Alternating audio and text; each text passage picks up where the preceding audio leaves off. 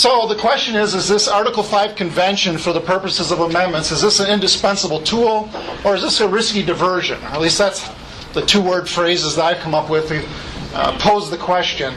So last week we heard that it's an indispensable tool. It's the tool the founders gave us for reining in an out-of-control federal government, and the runaway convention aspect is a very minor concern, and that the states have control of the process because it's not defined in the Constitution, therefore constitutionally the states should take control of it and they have the authority to do so. He probably said some other things, but that was the key points that I got out of what he said, and I'm offering that as a summary. To hear the counterpoint, we have Larry Greenley today of the John Birch Society presenting. The John Birch Society for decades has opposed calls for constitutional conventions through the Article 5 process. And I think they have a deep history of opposing this and lots of valid reasons. So it's worth listening to this counterpoint. I understand the subject is a little bit more complicated maybe than we're used to dealing with. There's a lot of things to consider, but very important that we do so. This is the Constitution and also the future of our country. So without any further prefacing remarks, please join me in welcoming someone familiar to many of you, Larry Greenley.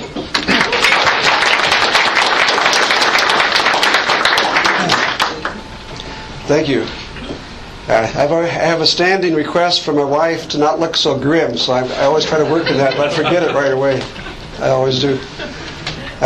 So I'm on the side of the risky diversion description of Article 5 conventions.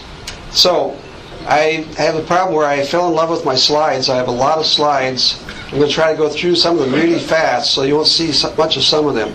I'll try to summarize them or skip a few, trying to get through so we have some time for questions afterwards. So it's going to have to be a fast pace, or I can't get all the way through. The more interesting stuff is toward the back of the last part. Can you hear me all right in the back?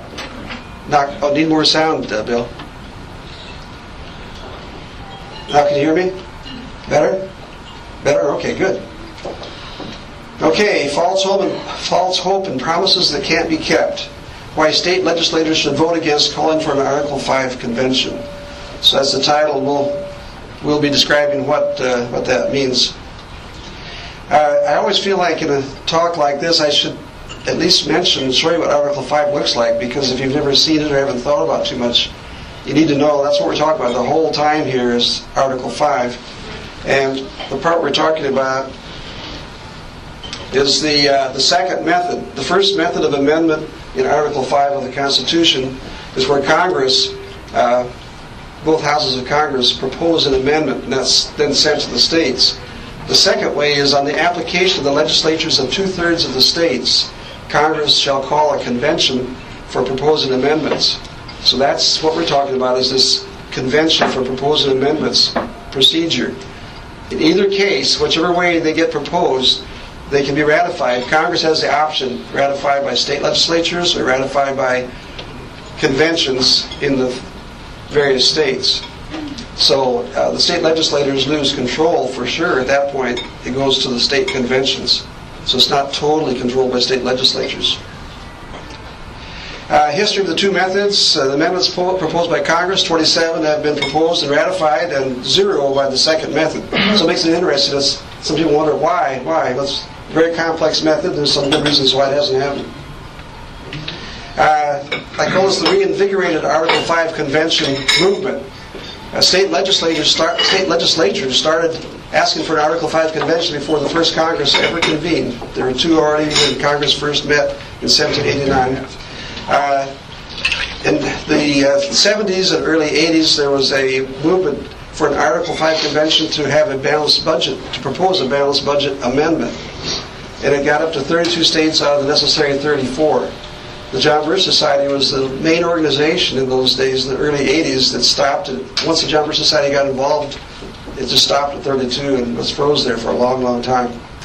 And in the meantime, the John Birch Society worked with state legislators, and 17 states decided that the whole Article 5 convention process was so risky, they rescinded all calls they'd ever made for a constitutional convention. One of them, Florida, has since asked for an Article 5 convention, so it's down to 16 that are rescinded. Of course, Mark Levin's new book, Liberty Amendments, that's what's really sparked a lot of interest. We're going to have to pick up the pace a little bit. This is my conception of the Article 5 Convention movement's argument. So first, the states created the federal government. There's a little, in studying this deeply the last few months, we should bring it to the people of the states created the federal government. Our government is oppressive, out of control, and broken, somewhat misleading. The big thing is our government is not obeying the Constitution. That's a big problem. Changes to the Constitution are required. We say false. George Mason added a provision to Article 5 of the Constitution for a convention for proposing amendments in case the new government became oppressive. It's true we did that, but if the Constitution is not the problem, then we don't need to use George Mason's method. That's for change in the Constitution. Based on various precedents and state sovereignty over most of the Article 5 convention process, state legislatures can mandate precisely what their delegates would do. And this is a promise that can't be kept. An Article 5 convention was provided for the people to exercise their right to alter or abolish the government, not for state legislators to rewrite the Constitution.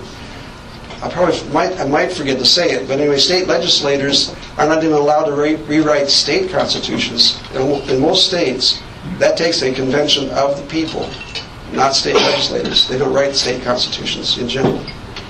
So I don't think they should write the federal constitution either. The procedure that Chris Kaplan talked about at the Mount Vernon Assembly was they'd like to control how the delegates are selected and how the delegates, everything they do in detail. There'd be no freedom.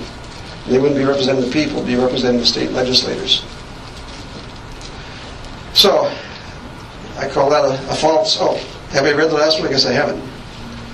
Since we must rein in the federal government by revising the Constitution or lose everything, and since the Article 5 Convention process provides a relatively safe way to amend the Constitution, we must get on with an Article 5 Convention ASAP and discredit all who caution against such a convention. So I refer to this as a false hope. The Constitution is not the problem, so that whole exercise is not required. So part one, the Constitution is not the problem. This section I want to get through pretty fast. The Constitution delegates only limited powers to the federal government, reserving the rest to the states and the people. It secures our God-given rights with its Bill of Rights and provides a rallying point for a restoration of our constitutional republic. The third point, for the Constitution, is being ignored in a massive way, but it's still there and it can provide a rallying point. If it gets changed in the ways, we'll lose that ability to restore it. George Washington, in 1795, he wrote, this is after he'd served most of his 2 terms as president, he said, "The Constitution is the guide which I never will abandon." And this next quote from the farewell address in 1796, as I researched this presentation and so on, this really sums it all up, but of course you can't tell unless you go through it. The basis of our political systems is the right of the people to make and alter their constitutions of government. But the Constitution of which at any moment exists, till changed by an explicit and authentic act of the whole people, is sacredly obligatory upon all. You'll see that first part about the right of the people to make and alter their constitutions. That's a big part of what I'm going to be talking about. And then the idea of the Constitution until it's changed by an explicit and authentic act of the whole people. That's what I mentioned about the state legislators. If they control the whole process, the picking of the delegates, what the delegates do, that's probably not going to qualify as an explicit, authentic act of the whole people. This is George Washington, the farewell address later on. He says, if in the opinion of the people the distribution or modification of the constitutional powers be in any particular wrong, let it be corrected by an amendment in the way in which the Constitution designates. But let there be no change by usurpation. For through this, in one instance, may be the instrument of good, or though it may be the instrument of good, it is the customary weapon by which free governments are destroyed. So anyway, way back over 200 years ago, just looking forward, George Washington described exactly what happened. We have this Constitution. The people are going to usurp the powers. They're going to wrongfully assume powers they don't have in the Constitution. We know this happening all the time with Congress or with the President. So usurpation. So Another quote from James Madison. This is where I'm going to have to pick up some time. Parchment barriers. The idea is you have a written constitution. Can the written constitution enforce itself? Not much of a chance. It's a piece of parchment, paper. Our government depends on the virtue and intelligence of the voters, according to James Madison. In this quote from he spoke at the ratifying convention in Virginia to ratify the Constitution. He says, "But I go on this great Republican principle that the people will have virtue and intelligence to select men of virtue and wisdom. Is there no virtue among us? If there be not, we are in a wretched situation. No theoretical checks, no form of government can render us secure. To suppose that any form of government will secure liberty or happiness without any virtue in the people is a chimerical idea, an impossible idea." So anyway, I can't linger on it, but it's so true. I just want to mention the office holders, congressmen, the president, state legislators all take an oath to support and defend the Constitution. It's explicitly part of their job. At the presidential level, we see just continuous usurping of powers. Things like ignoring advice and consent, creating laws outside of the congressional process, government by waiver, on and on. It just goes on and on. But Congress is not free of these problems. They are creating legislation that's not authorized anywhere in the Constitution. Healthcare, foreign aid, education, and so on, not in the Constitution. Not for them to do. Why the rampant usurpation of powers? This is the slide that really, so much of what I'm talking about, the power, the influence, everything is what we're talking about here. Powerful organizations and individuals have increasingly influenced the outcomes of elections over the history of our nation, so that federal officials are less and less held accountable to the Constitution by the voters. Let's call them the powers that be, or special interest groups. Examples of the powers that be: news media. Just think of each one. Each one is a whole world of problems that we have. Some of these they work for the good. Most of them are on the bad side. News media, the courts, educational institutions, political parties, labor unions, business associations, grassroots organizations, foundations, internationalist organizations, religious organizations, wealthy campaign donors, revolutionary organizations. These groups have one thing in common. Most of them are masters at creating an alternate reality. For example, with global warming or free trade, global warming is mostly on the side of the Democrats, where they create a kind of mythology that makes people think that it's okay to have certain laws passed on energy and so on that they shouldn't be doing. In free trade, we're led to believe by people on the Republican side that this is about jobs and the economy, but free trade agreements of the last few decades have been about merging nations into larger and larger blocs. The European Union was a free trade area of Europe. Now it's 28 nations under a central government, and they lost their independence in the process. Well, I see this is a tough one to get past fast. This is a diagram I made up for nullification. So just generally, the 13 states, the people of the 13 original states created the Constitution. The Constitution has the enumerated powers for the federal government, so the federal government is like the agent of the states. The little problem is the product of this federal government is rampant usurpation of powers, unconstitutional laws, regulations, decisions. Two remedies for usurpation of powers, over in the right corner here: voter education. Voters judge elected officials with the Constitution. Or nullification. States judge federal government with the Constitution, or by means of it. So there's two main ways to turn things around.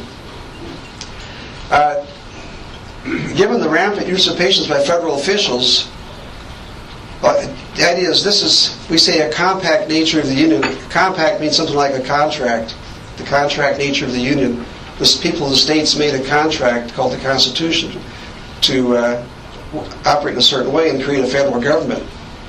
What should be done is to insist on a return to the original contract. That's what we need to do. If we settle, in the second point, if we settle for adding just one or two or a few amendments, but let everything else in the Constitution just be ignored, we'll still lose our freedoms left and right. Just a couple amendments in a couple areas can't turn things around. The false hope is the idea we can fix our nation's problems by changing the Constitution. The solution is educate the voters. I know it's really hard. and nullification by states of unconstitutional federal laws. The problem is that there's not a reliable majority of voters to enforce the Constitution, so some kind of strategic education program is required. We have example of the John Birch Society. We've been doing this kind of thing for over 50 years. So let's just take a look at one example, a successful voter education program. This is concerned with the North American Union, the merger of the United States with Mexico and Canada. After NAFTA was passed in the 90s, our establishment elites patiently worked to try to bring off a North American Union. Around 2007, we produced a special issue of our magazine, The New American, about this merger in the making. This was one of our main tools. We distributed about 1 million copies of this magazine and untold numbers electronically and used other tools. But anyway, the result is that when the North American Idea was published in 2012 by Robert Pastor, he's known as the founder of the North American Union. In this, he said that he's named the John Birch Society by name as among the leading groups that have been the most vocal, active, and intense on North American issues, and they were effective in inhibiting the Bush administration and deterring the Obama administration from any grand initiatives. So that's nice to hear that we had an effect, and he had to admit it.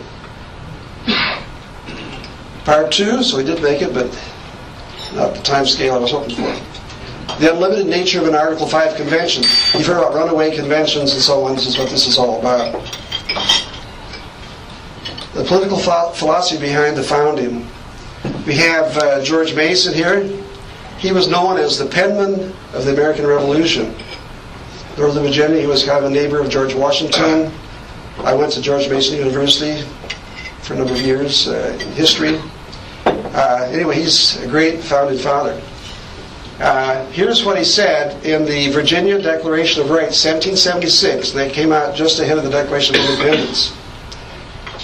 His philosophy, our philosophy, is that people are sovereign. We always talk about it. The people are sovereign. The people that are in office are our employees.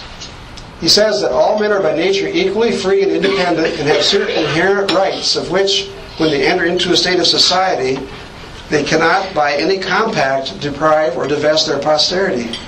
That all power is vested in and consequently derived from the people. That magistrates, like congressmen, state legislators, and so on, are their trustees and servants and at all times amenable to them. This is the American political philosophy. People are sovereign. This is the Declaration of Independence. We're going to go to the early part of the Declaration. This part we're all very familiar with. Life, liberty, and pursuit of happiness, and so on, our rights. To secure these rights, governments are instituted, and they did that with the Articles of Confederation, but came back in 1787 and created the Constitution that we have. Here's the one that's more obscure. I don't remember in the past really focusing on this, but right away after that, after the securing our rights, this one comes out. That whenever any form of government becomes destructive of these ends, it is the right of the people to alter or to abolish it, and to institute new government, laying its foundation on such principles and organizing its powers in such form as to them shall seem most likely to effect their safety and happiness. This is considered a right of the people. They were, with this document, doing the very thing. They were splitting away from England. James Madison referred to this right in Federalist number 40. He was given grief in those days that maybe they went too far. They were told that they had kind of a charge of a runaway convention. Anyway, he gave a lot of justification for why they produced an entirely new Constitution and why they changed the ratification procedure. He admitted that changing the ratification procedure he felt was the big thing they did different. Anyway, he refers to this right to abolish or alter their governments, a right of the people. He refers to this right as the transcendent and precious right of the people. George Mason's role in Article 5, I'll just pick up speed a little bit here. He's given credit for putting the provision in Article 5 to have conventions for proposing amendments. He's given credit. As far as I know, all proponents of an Article 5 convention agree that Mason played this role. This is with the detail of his role. On September 15th, I think it was 2 days before the Constitutional Convention was over, this was the draft, this was the status of Article 5. And there's no convention in it. Colonel Mason, George Mason, thought this plan was exceptionable and dangerous because the proposed amendments, the way it was written, depends so much on Congress.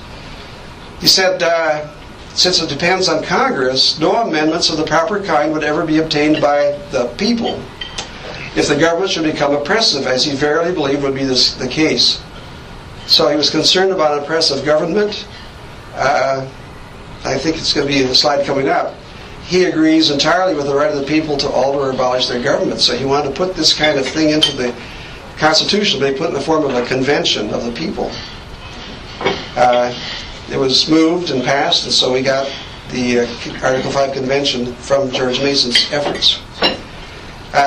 George Mason, in his Declaration of Rights, I think this was the third one he listed,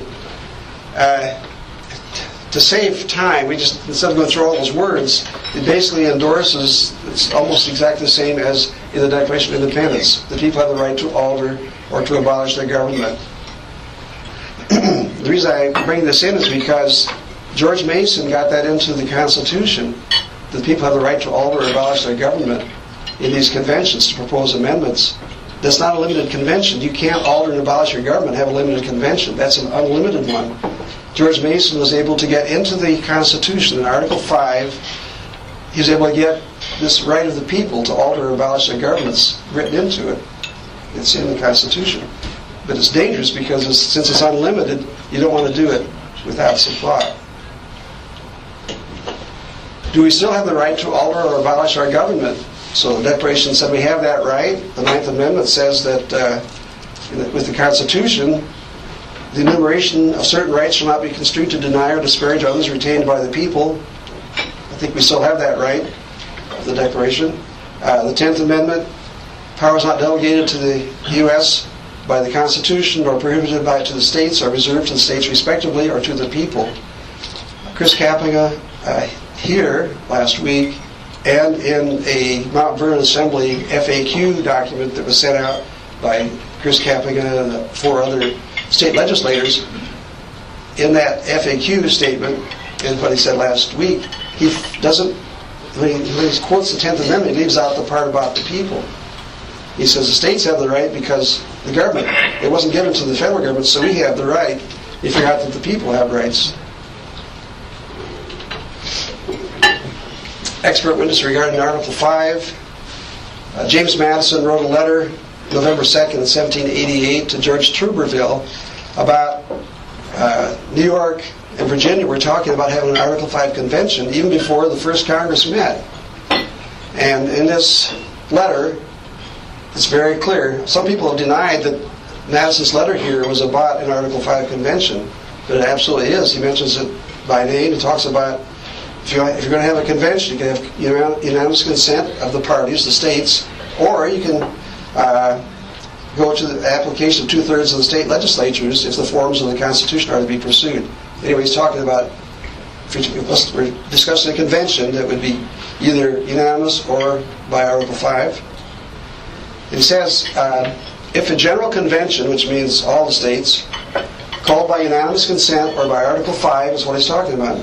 If this convention were to take place for the avowed and sole purpose of revising the Constitution, it would naturally consider itself as having a greater latitude than the Congress appointed to administer and support as well as to amend the system. He's saying this convention would feel like they were of more importance and higher level than Congress. It would no doubt contain individuals of insidious views who might have a dangerous opportunity of sapping the very foundations of the fabric. The reason why I use this quote is because it shows he considers this convention so unlimited that certain individuals in it could sap the foundations of the fabric. He means change the Constitution pretty much completely. That's the danger.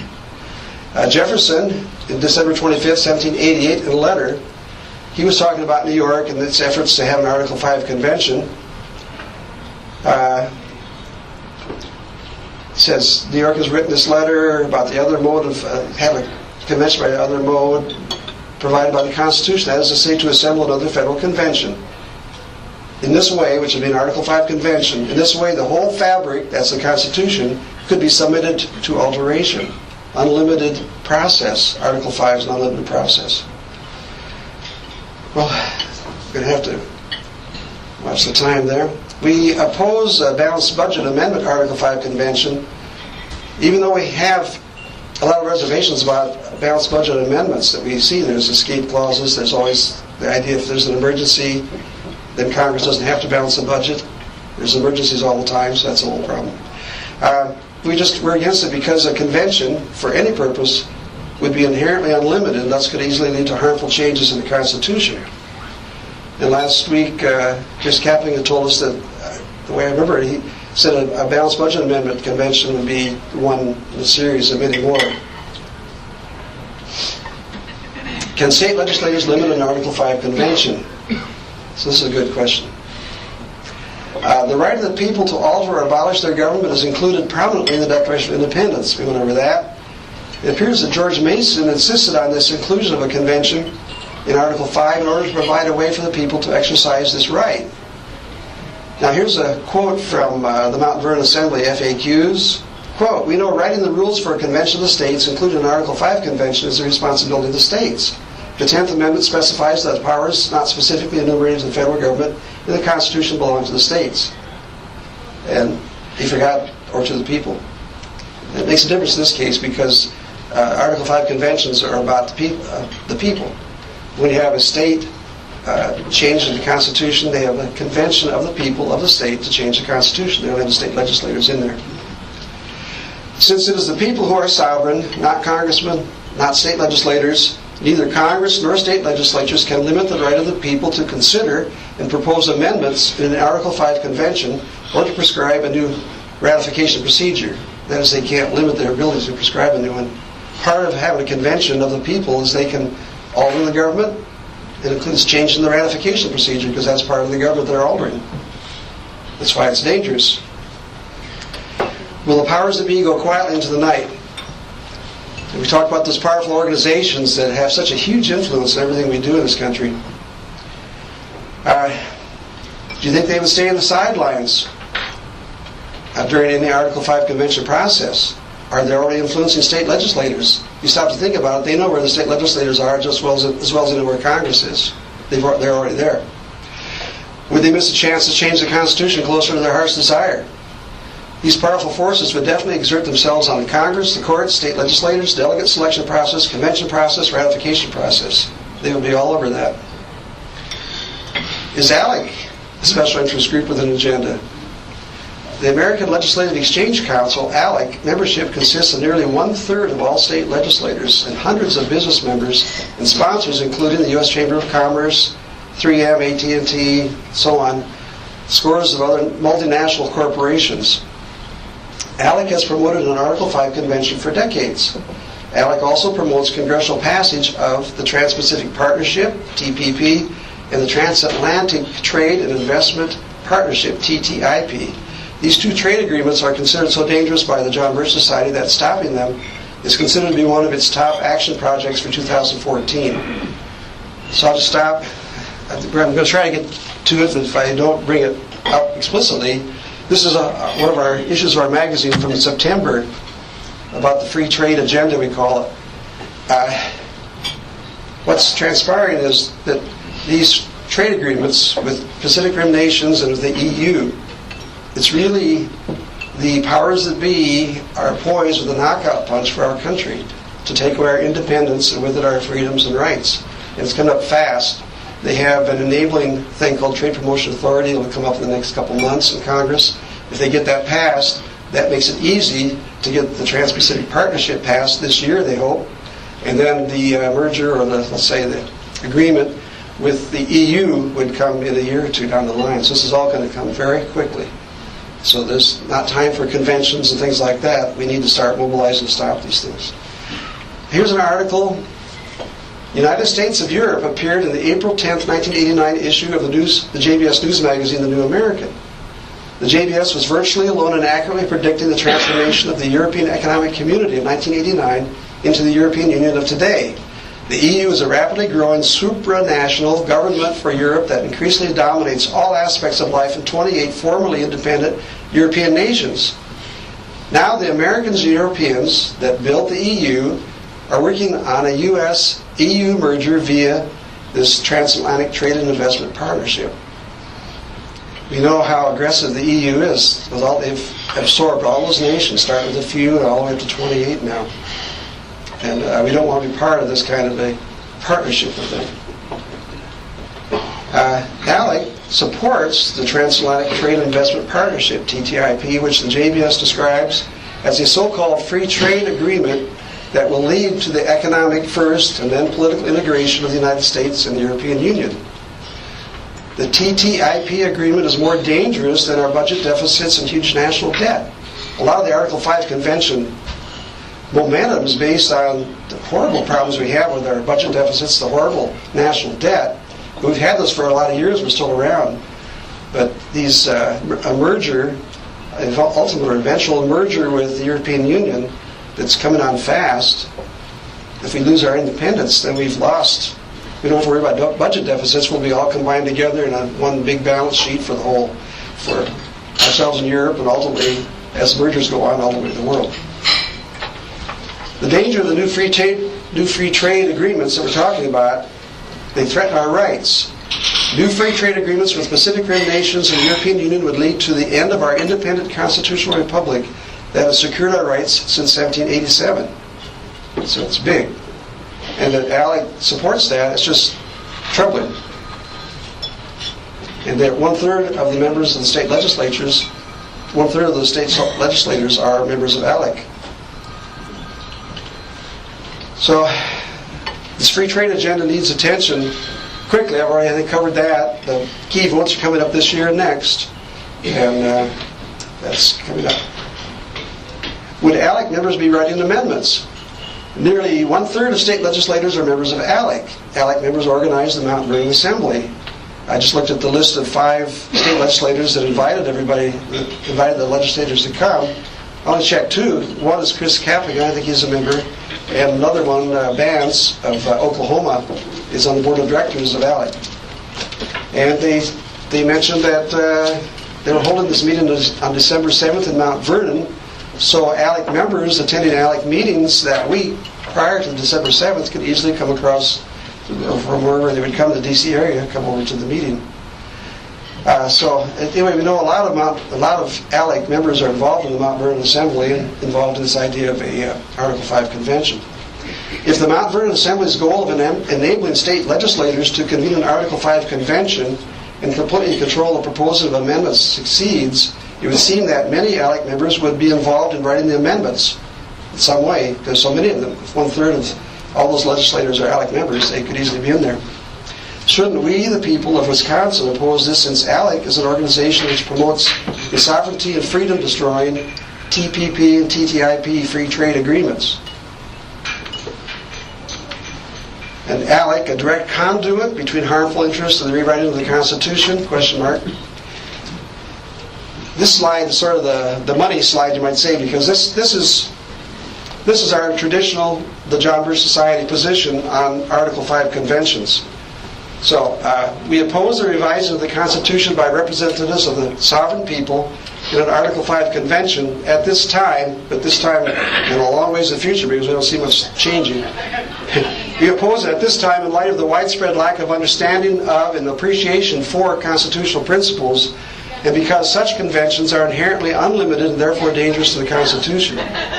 That's our traditional stand. We've been saying this for 30 years or so. The second one takes into account the new situation with the state legislators aggressively preparing to completely control this process. We also oppose revising the Constitution in an Article 5 convention where the delegates would be completely controlled by state legislators, as proposed in the Mount Vernon Assembly. This would amount to an unconstitutional usurpation of the powers of the sovereign people by the state legislators. Provide state legislators total control over this unlimited amendment process. So it's still an unlimited process. If the state legislators have control, they have a lot of power. And it makes it easier for special interests to influence the revision of the Constitution via their influence on state legislators, We don't know the degree of that. Maybe there's none. But anyway, that is a way it could happen. We don't have, things where we're going to point fingers at who's being influenced, but it looks like it's possible. This is just one brief look at some of the left-wing fans of the unlimited Article 5 process. Professor Amar at Yale is very high stature, sterling professor of law. He's just one example. There's an example of Common Core literature, piece of literature about the Constitution. It was Professor Amar. It just flows right into Common Core like that. Anyway, he wants to change things. Professor Levinson down in Texas, Lawrence Lessig. He wants a left-right coalition to call an Article 5 convention. And I asked the question, what do they know that conservatives don't know? Why are they so keen to do this? Many of them have wanted to change the Constitution for a long, long time, but they need some momentum from other quarters to get things rolling, and then they'll be able to do their thing. This is Soros-financed Cenk Uygur of the Young Turks show on the internet. He's got an organization to generate grassroots pressure for an Article 5 convention. What should we do? The first order of business must be a powerful, it's got to really be powerful, voter education program that begins the process of electing enough constitutionalists to Congress and state legislatures to hold elected officials at all levels accountable to the Constitution. It has to be big, but we have to remember that no matter what changes, let's say we change the Constitution, if the voters don't make the elected officials adhere to that Constitution any better than they're doing now, it's not going to work. So we have to get around to somehow influencing, getting the voters to elect better people. Otherwise, no Constitution will work. State legislators should nullify unconstitutional laws. This is where state legislators, we applaud them. If they nullify, they're upholding the Constitution. So this voter education, nullification, and so on will be hard. There's no easy way. It's just, I think everybody knows there's no easy way to turn this thing around. It's been coming on for decades, a century or two. So we say, convince state legislators to vote no on Article 5 conventions. They are unnecessary and dangerous. Americans who value the Constitution should reject the false hope and the promises that can't be kept, represented by the Article 5 movement.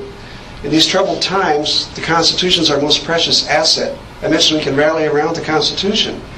It's just great.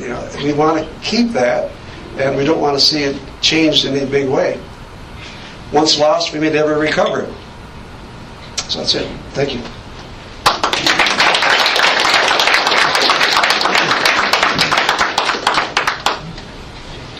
What do we got for time? I only missed by 2 or 3 minutes, so that's... Yeah, you must have got out. Well, we definitely need to take some questions since you obviously finished ahead of time, for a reason. Right. I don't know if I have this question quite worded right, but I'm going to interject one, and it'll give you guys a chance to collect your thoughts. I want you to talk a little bit more about this general convention, conventions being the product of the people versus the people of the states versus delegates from the states. Do you understand what I'm saying? Yeah, there's something about that bothers me, and I can't put my finger quite on it. I can tell you right now, my instinct is I want to believe that this Constitution results from delegates from the states, because if it's just an act of the general will of the people, that scares me to death. So, anyways, elaborate on that, especially as it relates to, I mean, it has big implications for the argument here, if you look at it. The idea of the people as a sovereign, that was fairly new at the time our country was formed. And when I was doing research for this, the scholar said that the idea of a convention of the people was an invention of the Americans. We invented the idea that to have a legitimate government, you have a convention of people, the representatives of the people. They create a constitution, conventions of the people ratify it, and things like that. So, but in our system, we've always done it by state. So I wasn't talking about a general constitution, a constitutional convention of all the people in general, but by state, the people of the states. That's how we were first, how our country was created, as the people of the states. And when it was ratified, the Constitution was ratified by state, by the people in each state at a convention of the people with representatives at those conventions elected especially for that ratification. Isn't that what our state legislators are now, all representatives? They're representatives, but in constitutional, if you go back and look at the thinking is the legislators are elected to do legislation, a lot of different things, but when it comes to having a new constitution, it's much better, it's more legitimate, authentic, the way they talk, to have new representatives chosen from the people for the specific purpose. That's the differentiation they make. But this is one red herring that's going to be thrown in front of our face in order to divert our attention to what you're saying. I'm sorry, I couldn't. This is going to be a red herring dropped in front of our face to divert us from what you're saying, which a true representative of the people should be elected from the people for that specific purpose and not our state legislators. So they're going to argue the other way. They're going to argue precisely what I say. Yeah, anyway, that's the way it's been for most of our history. Is that I know I'd like to go back and verify this, but Thomas Jefferson was troubled because in Virginia, the Virginia legislature enacted the Constitution. He knew that was wrong. It should have been a convention, but that's the way it turned out. They went ahead and did it, and it was done. But he always regretted that. Yes? For the Constitutional Convention of 1787, do you know how the delegates were chosen for that specifically? Were they state legislators at that time, or were there delegates at that convention that were not state legislators? I think they were appointed by the state legislatures. They were appointed and sent. It's not as ideal if you want to think of them as being the people, we the people, but they were appointed for a special purpose by the state legislatures. But they weren't themselves state legislators. I think some of them might have been, but they were not. But not all of them. They were not given instructions as to what they could do. They were fairly open. They were able to do what happened, that is, to create a new constitution without day-by-day instructions from their state. Yes? Last week when Representative Panga was here, I pressed him on this call for a constitutional convention, whether this is a constitutional convention or not. And we went back and forth a little bit. He came back initially with the rules of the convention and the deliberation of all that. But the question that I had was, is this a constitutional convention or not? And finally he admitted that he says, no, this is not a constitutional convention. And the thing he calls convention of the states?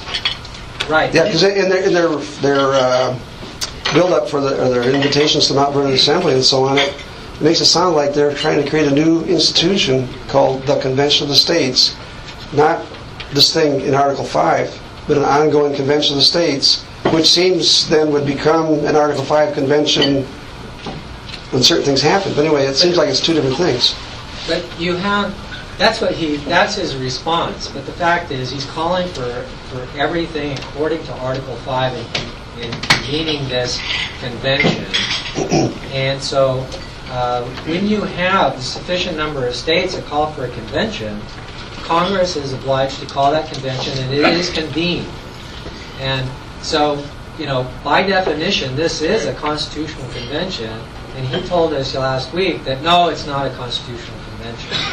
And so I find that very troubling. Did he say those words, not a constitutional convention? Right, at the very end. Right. That's those are considered the same thing as an Article 5 convention. Constitutional convention's been used for decades or a century or more as the name for Article 5 conventions. But we saw the same sort of thing back in 1994 when Governor Mike Leavitt called for a conference of states in Philadelphia, and he wanted the state legislatures to send delegates to this meeting in Philadelphia to discuss the federal problem that we had with the balanced budget, with our runaway spending, and it's the states that need to come together and do this.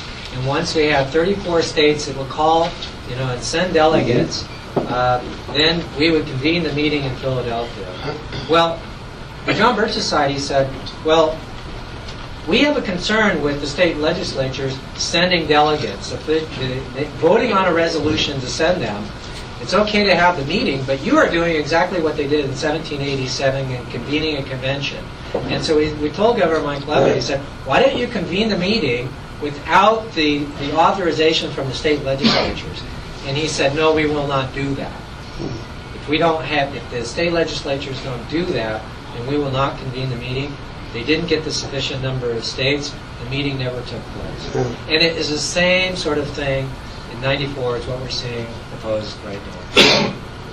So there's nothing wrong with state legislators meeting, but if they meet in such a way that it mimics the original constitutional convention, it could be taken that way. Well, yeah, what are they doing? They want all these states to get on board, the legislatures, to pass, a call for this meeting. It's the same thing.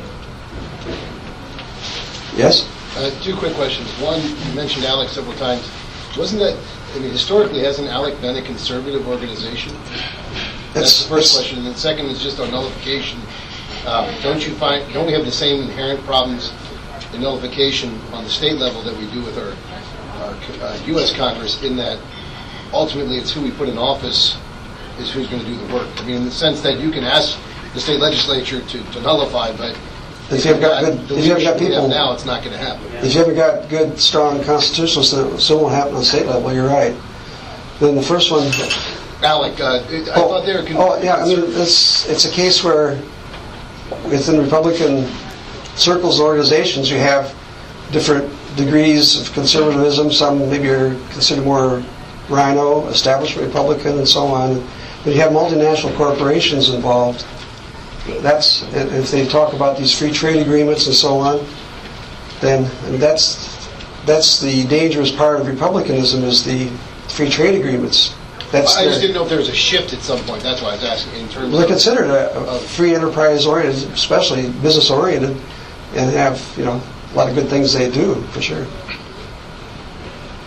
Yes. So that brings up a good point, that it's really important for people to understand the difference between the pro-business label is thrown out there to mean people that are pursuing corporate interests, which are completely different than free trade or free enterprise people, which are really what small business people are, which really has very little representation. Right. And so, these free trade agreements are really a corporatist It's pursuit. mostly multinational corporations that want to make it easy to do business across the world. Yeah, by sacrificing the rights of the rest of the people of those countries. Right, that's what it is. Any more? Ed? A lot of interesting points made here today. I don't know how the group feels. I know what's driving me as I look at nullification and I look at Article 5. Our debt is a very ominous threat to the survival of this country. If, in fact, there is no way to basically stop the ongoing proliferation and growth of the debt, then I suspect many would agree with me, our future is sealed and doomed. So what's driving me is trying to find a means by which we address that, because I don't believe you got a lot of time.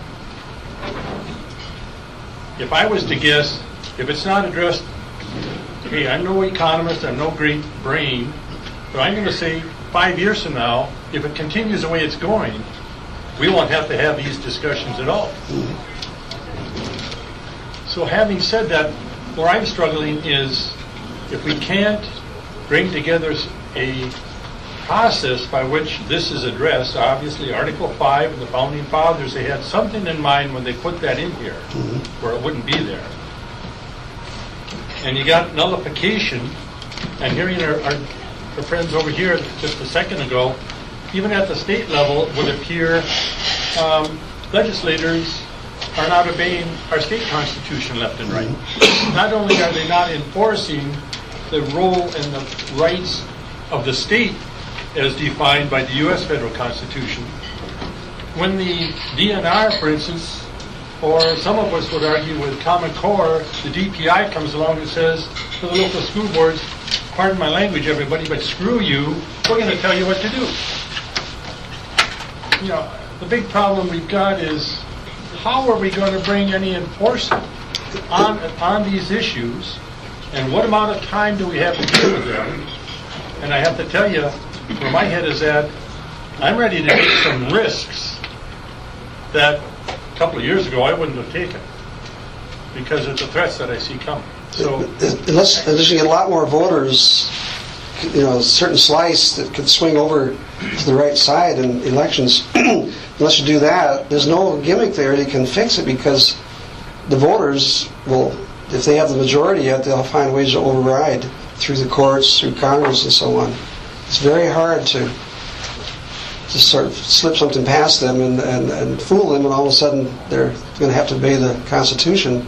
If you haven't got a lot of voters thinking that way, then it won't happen. So what do you think the odds are of getting the voters to think that way, the right way?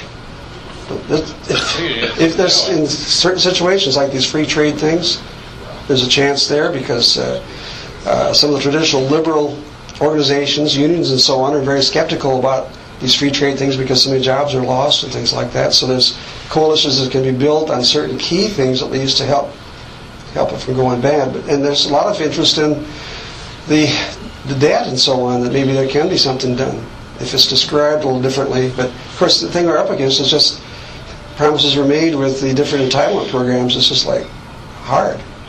Which is the essence, of course, of the battle with Common Core, probably. Entitlement programs, race to the top, no child left behind. All about money. Yeah. So,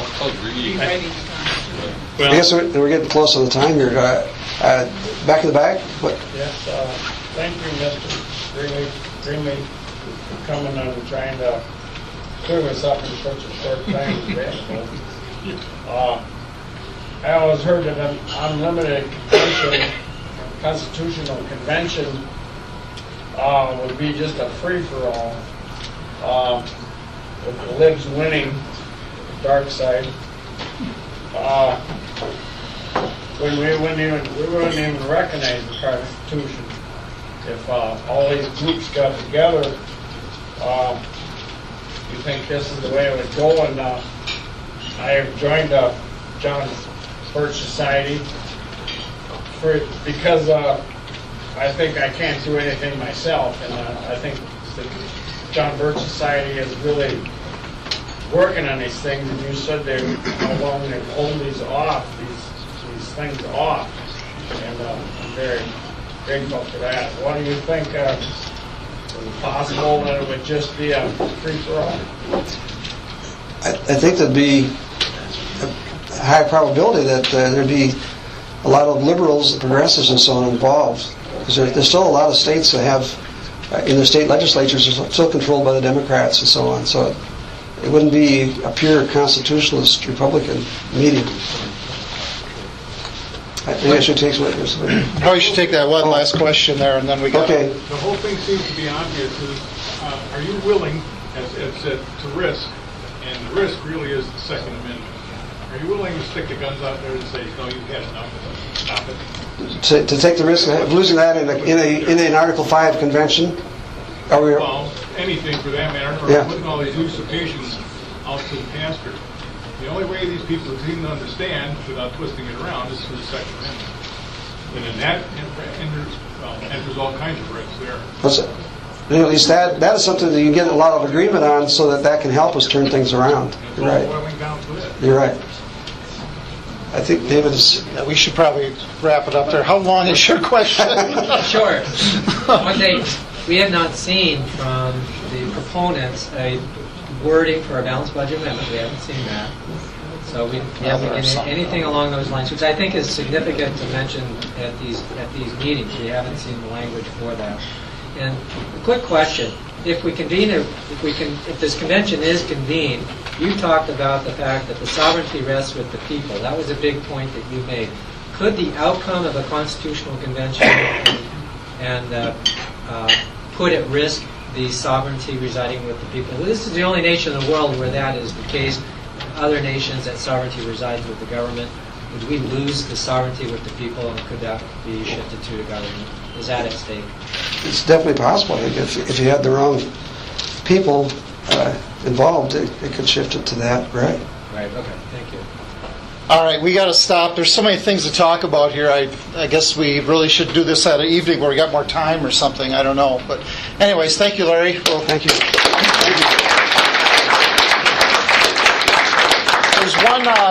there's one aspect to this that I think is likely to be an outcome if a convention were called, and that is you would have conservatives who would go there, and they would want to see, of course, a balanced budget amendment or something like that. But as Larry alluded to, there's several left-wing organizations that would like to call an Article 5 convention as well. And they're motivated by the Citizens United case about corporate personhood and money and corporate money during campaign season, whether it be issue advocacy or express advocacy. So I think that there would be an interesting battle that would take place, and maybe it would become de facto runaway just by virtue of the compromises that both sides would be encouraged to make in order to get something to happen.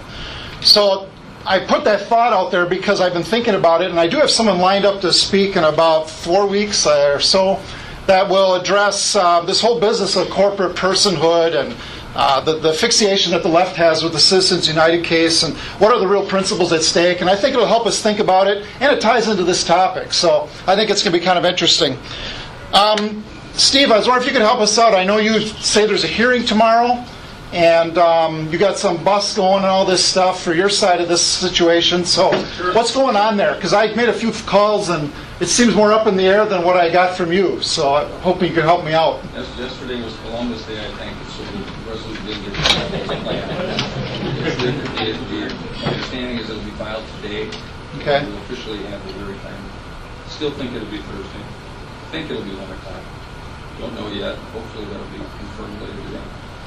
So we have a bus chartered for anyone that's interested in this issue that would like to go down. For $10, well, you can get a round-trip ride. Well, you can get a round-trip ticket, and you can use half of it to get there. If you testify against the Article 5 amendment, you'll have to find another ride home. Feel free to join us. A lot of interest on there. Lot of when the bill comes out, I think we're going to see a lot of assembly reps that come on board as sponsors. I think you're going to see significant support in the Senate. And again, I think it's because of the belief that they will not be limiting the drafting of the amendment, but they have a clear ability to pass empowerment legislation that will limit the conflict to the. So I encourage you to come down and hear the debate. Well, you can take Steve's Broadway to destruction, or you can take the narrow, humble way with whoever else is going to go down. I don't know if there's even going to be a hearing on Thursday. We'll see. But some of us are talking about maybe going down. I might go down, just so you know, Steve. But I got to find out first if it's even happening. Is this related to the... It's not. Something else. Okay. Give a second. Let's see here. I wanted to just mention... well, actually, Ed, why don't you just go ahead quick, and then I'll mention what's coming up next week. And I just wanted to state quickly, some of you were aware that we were going to try to hold training this coming Saturday at Freedom Project Education on Facebook, Twitter, and Skype. Training was to be focused on using the skills that we developed to help elect conservative candidates. The point I'm making is that training is not this Saturday. It will be the following Saturday, February 1st. So I didn't want people going over there and finding out the doors were locked. But a week from this Saturday, February 1st, 9:30 to 12:30 at Freedom Project Education. Okay, Don't next forget to call the governor. Hickory Farm. next week we are 99% sure we'll have Andre Jacques here to talk about some of his pro-life bills that have been declared persona non grata by Senate leadership. Mr. Fitzgerald, I know, made a statement to the press a few weeks ago. So I figured that would be a good opportunity to get Andre back. We haven't had him here for quite some time. And, of course, his one of his issues close to his heart is the pro-life issue. So he will be here. If not, we'll schedule him for the following week and do a shuffling around with a video. So that's pretty much all I got to say. Tom, you got some information that you wanted to share about the American Center for Law and Justice. Maybe just for sake of time, I'll say that you got some information about the outlawing of Christianity that the American Center for Law and Justice is concerned about. If you want to see Tom about that, that would be of value to him because he's concerned about it. So with that, why don't we just close? I apologize, we're about 5 minutes past our close time. We'll see you next week. Thank you.